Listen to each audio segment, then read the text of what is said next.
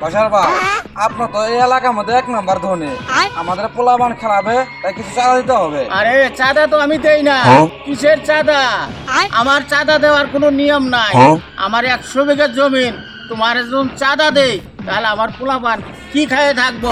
ভাই আপনার তো 100 বিঘা জমিন, আপনার বউ নাই বাচ্চা কাচ্চা নাই, এগুলো খাবে কেডা?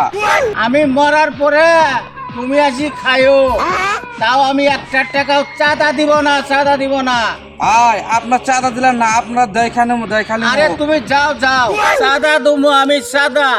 ইয়াল্লাহ, ঢাকা শহরে আমি ভিক্ষে করে বেড়াইছি, ডাস্টবিনের ময়লা ভাত খাইছি, রিস্কে চলাইছি, ভ্যান গাড়ি চলাইছি, তারপরে আল্লাহ আমাকে কিছু টাকা বসে দিছে।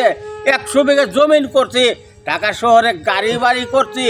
আল্লাহ আমার শেষ পর্যন্ত বউটাও নিল, ছেলেটাও নিল। এখন আমার একটা নাতি আছে, ইও সালামেন টুডো কোম্পানির ম্যানেজার হয়ে ঘুরে। কই ঘুরে না ঘুরে তাও আমি জানি না। আল্লাহ, হাই দাদু, দাদু আমার প্রেমিকা বলছে আমার ওই ভাঙাচোরা গাড়িতে বলে আর চলো না, বাংলাদেশে একটা নতুন গাড়ি নামছে BMW। এই গাড়িটা আজকের ভিতরে আমাকে কিনে দিতে হবে দাদু। BMW গাড়ি দাম কত? দাদু 20 টাকা না, খালি 90 লাখ টাকা দাদু। দাদা তুমি এটা কি দেখে ভালো বুঝে না কে রে?